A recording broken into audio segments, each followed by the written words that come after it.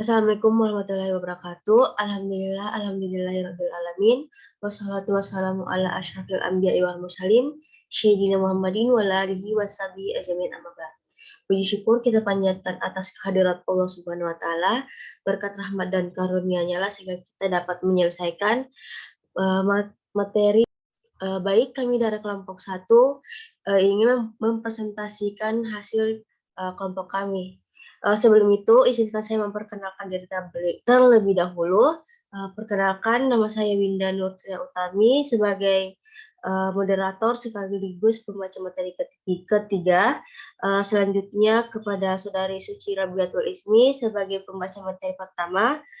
Dan yang terakhir Saudari Ismawati sebagai pembaca materi kedua.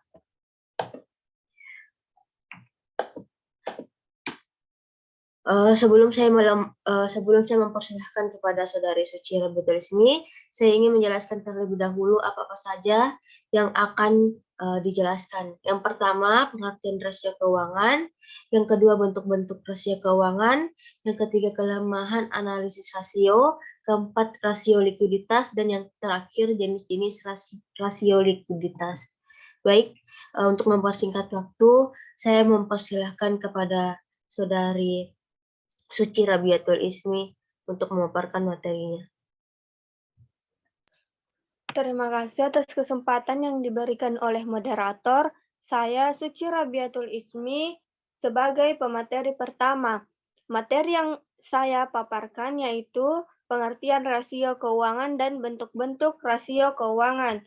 Yang pertama yaitu pengertian rasio keuangan. Menurut James C. Van Horny, rasio keuangan merupakan indeks yang menghubungkan dua angka akuntansi dan diperoleh dengan membagi satu angka dengan angka yang lainnya. Rasio keuangan digunakan untuk mengevaluasi kondisi keuangan dan kinerja perusahaan. Dari hasil rasio keuangan ini akan terlihat kondisi kesehatan perusahaan yang bersangkutan. Dalam praktiknya, analisis rasio keuangan suatu perusahaan dapat digolongkan menjadi 3. Yang pertama, rasio neraca, yaitu membandingkan angka-angka yang hanya bersumber dari neraca. Kedua, rasio laporan rugi laba, yaitu membandingkan angka-angka yang hanya bersumber di laporan rugi laba. Yang ketiga, rasio antar laporan, yaitu membandingkan angka-angka dari dua sumber atau data campuran, baik yang ada di neraca maupun rugi laba. Materi kedua yaitu bentuk-bentuk rasio keuangan. Yang pertama, rasio likuiditas. Jenis rasio keuangan yang mengukur kemampuan perusahaan memenuhi kewajiban finansial atau likuiditas perusahaan dalam jangka pendek. Yang kedua yaitu rasio solvabilitas. Rasio ini bertujuan untuk mengukur tingkat pengelolaan sumber dana dan kemampuan perusahaan dalam memenuhi kewajiban jangka panjangnya. Yang ketiga yaitu rasio probabilitas. Rasio ini menunjukkan kemampuan perusahaan menghasilkan keuntungan atau laba. Dengan menggunakan rasio ini, kita dapat mengetahui kelangsungan hidup perusahaan. Yang keempat yaitu rasio aktivitas. Rasio ini mengukur seberapa efektif perusahaan dalam memanfaatkan segala sumber daya yang dimiliki. Kelima, rasio pertumbuhan merupakan rasio yang menggambarkan kemampuan perusahaan mempertahankan posisi ekonominya di tengah pertumbuhan perekonomian dan sektor usahanya. Yang terakhir, rasio penilaian, yaitu rasio yang memberikan ukuran kemampuan manajemen dalam menciptakan nilai pasar usahanya di atas biaya investasi. Itulah materi yang sempat saya paparkan. Saya kembalikan ke moderator. Baik, terima kasih kepada Saudari Suci. Selanjutnya, saya persilahkan kepada Saudari Ismawati untuk memaparkan materinya. Terima kasih atas kesempatan yang diberikan oleh moderator. Saya akan melanjutkan materi dari Saudara Suci, yaitu kelemahan analisis rasio. Yang pertama itu ditafsirkannya dengan berbagai macam neraca. Yang kedua itu prosedur laporan yang berbeda. Yang ketiga itu adanya manipulasi data. Yang keempat itu perlakuan pengeluaran untuk biaya-biaya yang berbeda. Yang keempat itu penggunaan tahun fiskal yang berbeda. Yang keenam itu pengaruh musim mengakibatkan rasio komparatif. Yang ketujuh itu kesamaan rasio keuangan yang telah dibuat dengan standar industri yang belum terjamin.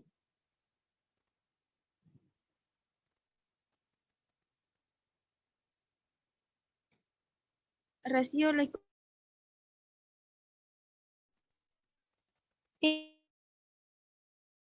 likuiditas adalah kemampuan perusahaan untuk memenuhi kewajiban dengan menggunakan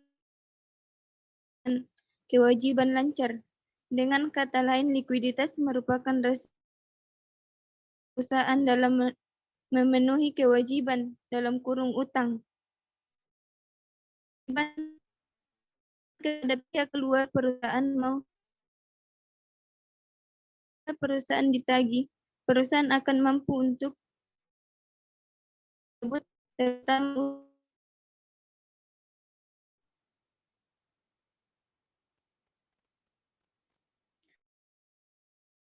likuiditas.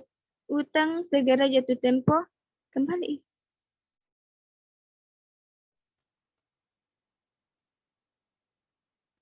Contoh utang yang segera jatuh tempo sebesar 10 juta, aktif lancarnya itu sebesar 1.200.000, maka perusahaan itu dikatakan likuiditas, artinya perusahaan mampu membayar utang tersebut. Sebaliknya, jika aktif lancar hanya sebesar 800, perusahaan tersebut dikatakan likuiditas, artinya perusahaan tidak mampu membayar utang dengan seluruh aktif lancar yang dimilikinya. Perusahaan masih kekurangan sebesar 200.000 untuk menutupi utangnya. Terima kasih, saya kembalikan ke moderator.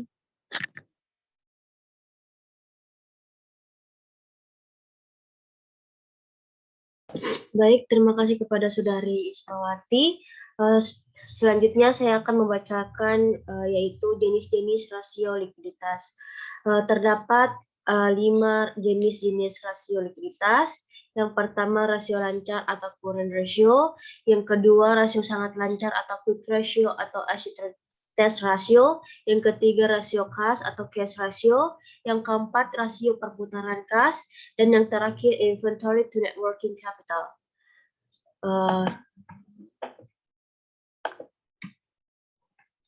Baik, di sini saya akan menjelaskan rasio lancar. Rasio lancar adalah rasio likuiditas yang mengukur kemampuan perusahaan untuk membayar kewajiban jangka pendek atau yang jatuh tempo dalam 1 tahun, yang dihitung dengan membandingkan semua aset lancar dengan kewajiban lancar perusahaan.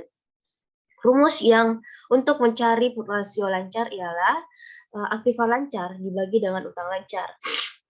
Rasio sangat lancar atau quick ratio atau asset test ratio.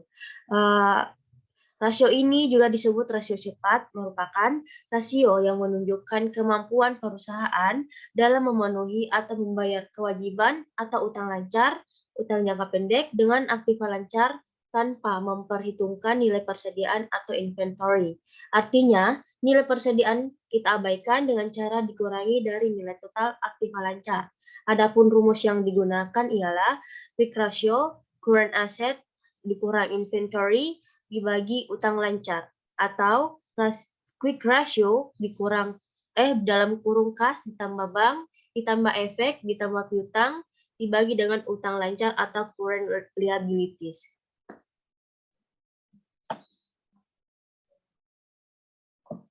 Selanjutnya, rasio kas. Rasio kas merupakan alat yang digunakan untuk mengukur seberapa besar uang kas yang tersedia untuk membayar utang. Dapat dikatakan rasio ini menunjukkan kemampuan sesungguhnya bagi perusahaan untuk membayar utang-utang jangka pendeknya. Adapun rumus yang digunakan ialah quick ratio, cash or cash equivalent dibagi dengan utang lancar, atau bisa juga digunakan quick ratio, kas ditambah bank dibagi utang lancar. Selanjutnya, rasio perputaran kas. Menurut James Ogill, rasio ini berfungsi untuk mengukur tingkat kecukupan modal kerja perusahaan yang dibutuhkan untuk membayar tagihan dan membiayai penjualan. Artinya, rasio ini digunakan untuk mengukur tingkat ketersediaan kas untuk membayar tagihan atau utang dan biaya-biaya yang berkaitan dengan penjualan. Adapun rumus yang digunakan ialah penjualan bersih dibagi dengan modal kerja bersih. Terakhir, inventory to net working capital. Rasio ini merupakan rasio yang digunakan untuk mengukur atau membandingkan antara jumlah persediaan yang ada dengan modal kerja perusahaan. Modal kerja tersebut terdiri dari pengurangan antara aktiva lancar dengan utang lancar. Adapun rumus inventory to net working capital ialah inventory dibagi current asset kurang current liabilities. Baik, itu saja materi yang dapat kami sampaikan. Kurang dan lebihnya mohon dimaafkan. Assalamualaikum warahmatullahi wabarakatuh.